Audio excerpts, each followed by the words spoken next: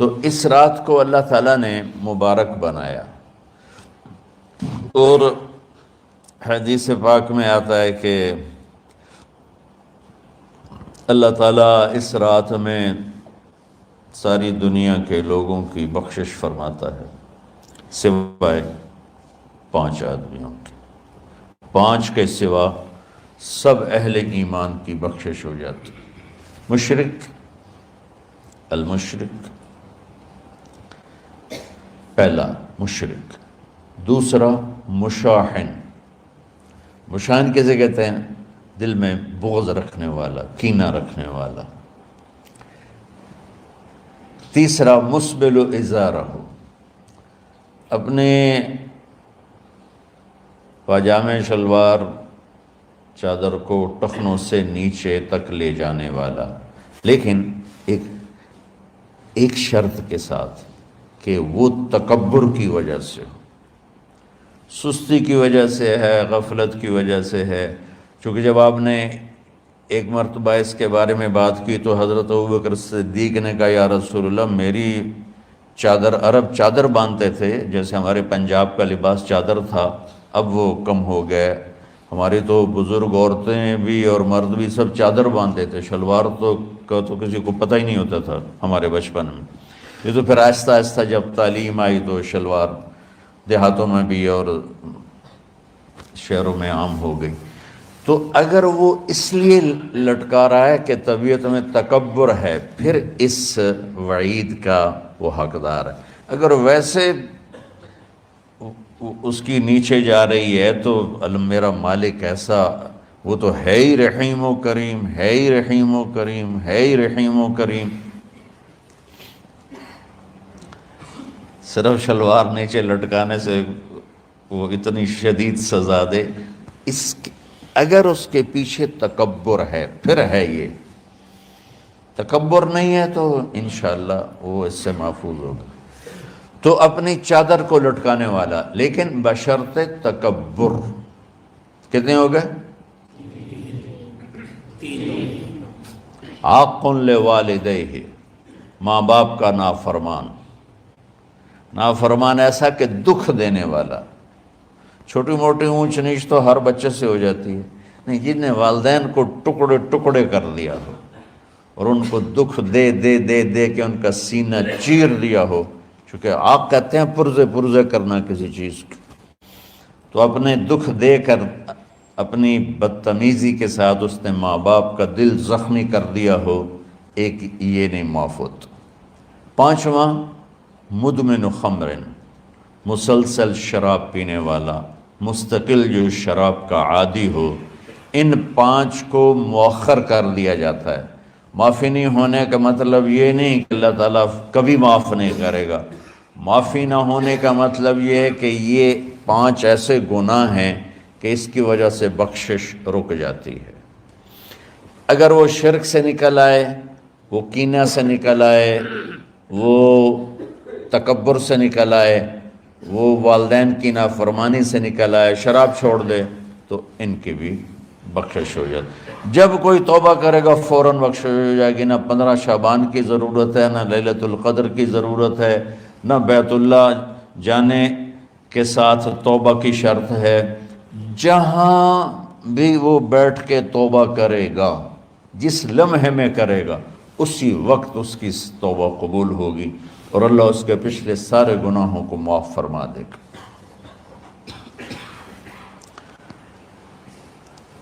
دن کا روزہ، رات کا قیام، زیادہ زیادہ قیام سے مراد نوافل ہیں، کوئی گھر میں پڑھ لے، کوئی مسجد میں پڑھ لے۔ نوافل، نفلی عبادات گھر میں ہی افضل ہوتی ہیں۔ میرے نبی سنتیں ہمیشہ گھر سے پڑھ کے آتے تھے، تہجد اپنے گھر میں پڑھتے تھے، مسجد میں نہیں پڑھتے تھے، سوائے اعتکاف کے آپ اپنے نوافل سنتیں سب گھر میں پڑھتے تھے، اور مسجد میں صرف فرض آ کے ادا فرماتے تھے، اور اس کے بعد بیٹھنا ہوتا تھا تو بیٹھ جاتے تھے، اٹھنا ہوتا تھا تو اٹھ جاتے تھے۔ تو اعتدال اللہ کو ہر چیز میں پسند ہے۔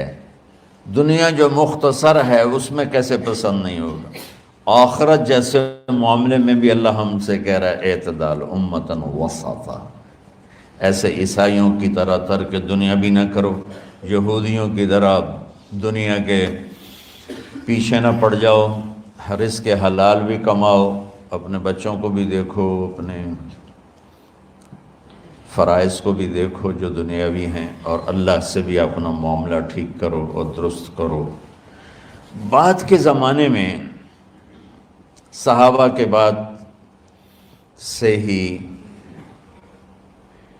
ایک انتہا پسندی امت میں آئی، ساری ساری رات جاگنا، فلاں بزرگ تھے وہ رسے سے اپنے بالوں کو باندھ لیتے تھے کہ نماز پڑھتے پڑھتے جب نیند آئے اور جھٹکا لگے تو رسے سے بندھے ہوئے بالوں سے اس جھٹکے سے تکلیف ہو اور ان کی آنکھ کھل جائے اور پھر نفلوں میں شروع ہو جائے۔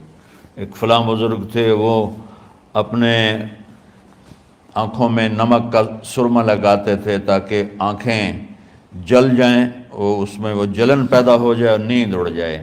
یہ ایسے واقعات بھرے پڑے ہیں۔ فلاں بزرگ تھے، انہوں نے 30 سال عشاء کے وضو سے فجر کی نماز ادا کی۔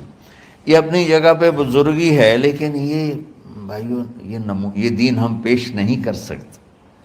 فلاں بزرگ تھے وہ 30 سال سے ستو کھا رہے تھے کہ روٹی کھانے اور ستو کھانے میں 70 دفعہ سبحان اللہ کا فرق پڑ جاتا ہے، تو روٹی کھائیں تو 70 دفعہ سبحان اللہ کم کہہ سکتے ہیں، اور ستو کھائیں تو 70 دفعہ سبحان اللہ زیادہ کہہ سکتے ہیں۔ تو لہٰذا انہوں نے کہا مجھے تو 30 سال ہو گئے، میں تو ستو کھا رہا ہوں، میں تو روٹی نہیں کھا رہا۔ یہ دین نہیں ہے، یعنی یہ وہ دین نہیں جو ہم انسانیت کو پیش کر سکتے، یہ تو لوگوں کو دوڑانے والی بات۔ اور ایک آدمی ایک بزرگ سے ملنے گیا تو وہ نوافل پڑھ رہے تھے، وہ زور سے عصر تک نفل پڑھتے رہے، وہ ان کے انتظار میں بیٹھا رہا، پھر عصر سے مغرب تک وہ مراقبہ کرتے رہے، وہ انتظار میں بیٹھا رہا، پھر مغرب سے عشاء تک وہ نفل پڑھتے رہے، وہ بیچارہ انتظار کرتا رہا، پھر عشاء کے بعد پھر نفل شروع کیے تو تہجد تک نفل پڑھتے گئے اور وہ بیچارہ پیچھے بیٹھا ہوا۔ تو تہجد کے آخر میں ان کی مصلی پہ بیٹھے بیٹھے ایسے اونگ آ گئی، تو یوں جھٹکا لگا تو کہا یا اللہ میں اس آنکھ سے پناہ مانگتا ہوں جو سونے سے اس کا دل ہی نہیں بھرتا۔ اور پھر اس کے بعد فجر کی نماز پڑھ کے اشراق تک بیٹھے رہے، پھر اشراق پڑھے، اخیر وہ بیچارہ اٹھی کے واپس آ گیا، لگتا ہے نام تھا ویلی کوئی نہیں۔ تو وہ اس نے کسی سے پوچھا کہ یہ بزرگ کب سے یہ کر رہے ہیں؟ کہ پچھلے 30 سال سے کر رہے ہیں۔ یہ راہبانیت کی شکل ہے، یہ وہ دین نہیں جو ہم لوگوں کو پیش کریں گے تو وہ کہیں گے واہ واہ واہ واہ کیا دین ہے بھائی، قبول کرو۔ یہ ایک قسم کا غلو آیا۔ میں ایک حدیث سناتا ہوں، بخاری شریف میں بھی ہے، مجھے اب ہر شے بھول گئی، لیکن وہ ہے نہی الغلو، اس طرح کر کے آپ لوگ زیادہ جانتے ہوں گے جو پڑھ رہے ہیں کہ غلو سے نہیں۔ حدیث آپ کو سب کو یاد ہوگی کہ 3 صحابہ آئے اللہ کے نبی کے گھر اور پوچھا کہ اللہ کے نبی رات کیسے گزارتے ہیں؟ تو گھر والوں نے کہا سوتے بھی ہیں، جاگتے بھی ہیں، کھاتے بھی ہیں۔ تو وہ تینوں آپس میں کہنے لگے وہ تو نبی ہیں، سوئیں بھی تو کوئی بات نہیں، اور شادی ہے کوئی بات نہیں، ہم تو نبی نہیں، ہمیں تو کچھ کرنا چاہیے۔ ایک نے کہا کہ میں ساری زندگی روزہ نہیں چھوڑوں گا، ایک نے کہا کہ میں ساری زندگی سوؤں گا نہیں، ایک نے کہا میں ساری زندگی شادی نہیں کروں گا۔ تو دیکھنے میں تو واہ واہ کیا بڑی بزرگی ہے بھائی، بڑے بزرگ ہیں۔ ہمارے نبی کو پتہ چلا، آپ نے تینوں کو بلا لیا، کہ تم مجھ سے زیادہ اللہ سے ڈرنے والے ہو، میں تم سے انا اتقاکم یا اخشاکم، الفاظ آپ لوگوں کو زیادہ یاد ہوں گے لیکن مفہوم میں صحیح پیش کر رہا ہوں۔ آپ نے کہا میں تم سے زیادہ اللہ کو جانتا ہوں، تم سے زیادہ اللہ سے ڈرتا ہوں، میں سوتا بھی ہوں، میں کھاتا بھی ہوں، میں روزے بھی رکھتا ہوں، میں چھوڑ بھی دیتا ہوں، میری بیویاں بھی ہیں، میں اپنی بیویوں کے پاس بھی جاتا ہوں، تم دین میں غلو سے بچو، پہلے امتوں کو ہلاک کر دیا دین میں غلو۔ دنیا میں غلو یعنی انتہا پسندی، ایکسٹریمسٹ ہونا، دنیا ہو یا دین ہو، دونوں میں اعتدال بچو، اللہ تعالیٰ کو پسند ہے۔ تو شعبان کے حوالے سے ایک علماء کا طبقہ اتنا رد میں گیا کہ ایسی نفی کر دی کہ جیسے ہے ہی کچھ نہیں، یہ بھی غلط ہے۔ ایک طبقہ وہ ہے جو پتہ نہیں کیا کچھ کرتا ہے شب برات کے نام پر، وہ بھی غلط۔ ساری حدیثوں کو ملا کر روزہ اور رات کا قیام، کہ رات کو اٹھ کے کچھ اللہ کو یاد کر لو۔ اب اس آیت میں بعض مفسرین سے غالباً بھول ہوئی، حامیم والکتاب المبین انا انزلناہ فی لیلۃ مبارکۃ انا کنا منذرین فیہا یفرق کل امر حکیم امرا من عندنا انا کنا مرسلین۔ یہ لیلۃ القدر ہے، انا انزلناہ فی لیلۃ مبارکۃ، یہاں دوسرا لیلہ مبارک رات میں ہم نے قرآن کو اتارا۔ دوسری آیت کو جوڑو، انا انزلناہ فی لیلۃ القدر، ہم نے قرآن کو لیلۃ القدر میں اتارا۔ تو وہ آیت اس آیت کا ترجمہ کر رہی کہ لیلۃ مبارک سے مراد لیلۃ القدر ہے، 15 شعبان نہیں۔ لیکن بعض مفسرین جو بڑے لوگ ہیں، لہذا ہم سب کا ادب احترام کرتے ہیں، لیکن رائے کا اختلاف وہیں بڑے علماء میں ہی ہے، تو اسی کو میں آپ کے سامنے نقل کر رہا ہوں، کوئی اپنی رائے نہیں دے رہا ہوں۔ تو ان سے یہ صاف ہو گیا کہ انہوں نے اس کو 15 شعبان بنا دیا۔ یہ 15 شعبان کی رات نہیں ہے، یہ لیلۃ القدر ہے، کہ جس میں وہ پورے سال کے احکام اعلان کر دیے جاتے ہیں، وہ شب قدر ہے۔ اس میں بھی معافی ہوتی ہے، اس میں بھی معافی ہوتی ہے، لیکن شب قدر تو قرآن سے صحیح احادیث سے ثابت ہے، اور شعبان کی رات ضعیف حدیثوں سے ثابت ہے، لیکن کثرت حسن لغیرہ اور امت کا عمل اس میں بہت بڑی گنجائش پیدا کرتا ہے۔ تو جو بچہ روزہ رکھنا چاہے ضرور رکھے، جو رات کو اٹھنا چاہے ضرور اٹھے، لیکن وہ اتنا نہ اٹھے کہ صبح سبق میں سویا پڑا ہو۔ تو ایسی عبادت نہیں چاہیے کہ آپ اپنے طلب علم جو فرض ہے اس میں آپ سوئے پڑے ہوں، تو تمہارے خراٹوں سے سبق بھی متاثر ہو رہا ہو۔ تو اعتدال بچوں، ہر چیز میں اعتدال، اور کسی سے گلہ ہے، غصہ ہے، ناراضگی ہے، کسی سے بولتے نہیں ہو۔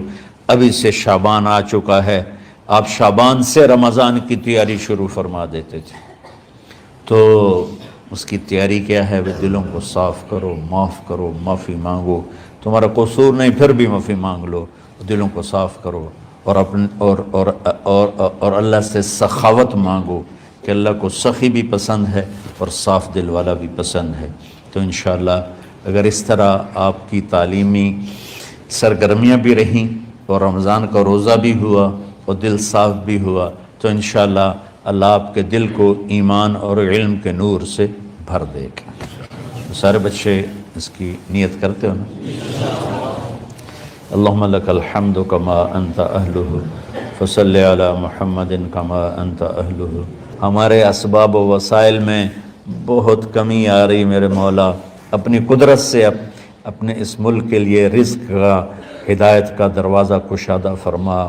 یا اللہ، جو اس کی دشمنی کرنے والے ہیں ان کو بھی ہدایت نصیب فرما، اور ان کے مقدر میں ہدایت نہیں تو ان کے شر سے اس کی حفاظت فرما۔ جتنے مدارس ہیں، جتنی خانقاہیں ہیں، جتنے تبلیغی مراکز ہیں، جتنے حفظ کے مکاتب ہیں، ان سب کی حفاظت فرما۔ علماء اہل حق کی حفاظت فرما، علماء اہل حق کی حفاظت فرما۔ یا اللہ، صالحین کی حفاظت فرما۔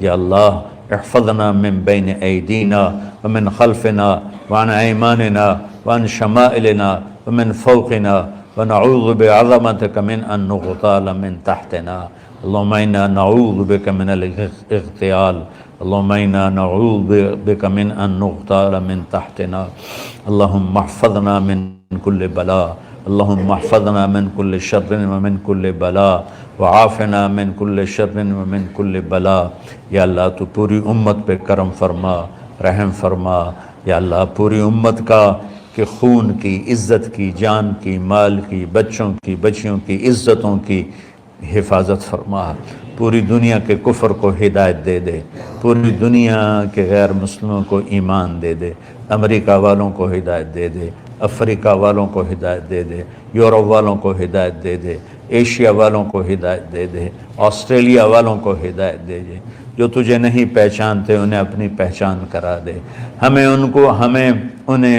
ہمیں تو ذریعہ بنا لے ان تک اپنا پیغام پہنچانے کا اور تیرا تعارف کروانے کا تو ہماری زندگی اس کے لیے قبول فرما لے ان بچوں کو قبول فرما لے انہیں ہدایت کے چراغ بنا ہدایت کے سورج بنا ان کو ان کے والدین کو دنیا اور آخرت کی ہر خیر نصیب فرما ان پڑھانے والوں کو اس میں کام کرنے والوں کو دنیا اور تمام شاخوں میں پڑھنے والے پڑھانے والے خدمت کرنے والے کام کرنے والے ان کے بچوں کی حفاظت فرما ان کی دنیا بھی بھلی فرما ان کی آخرت بھی بھلی فرما اور یا اللہ امت کے جوڑنے کا کہ مدرسۃ الحسنین کو ذریعہ بنا دے امت کو جوڑنے کا مدرسۃ الحسنین کو ذریعہ بنا دے یا اللہ جو ایمان پہ تیری بارگاہ میں پہنچ گئے ان کے درجے بلند فرما ان کی قبریں روشن فرما ہم جو پیچھے آ رہے ہیں میں عافیت والی صحت والی سہولت والی زندگی دے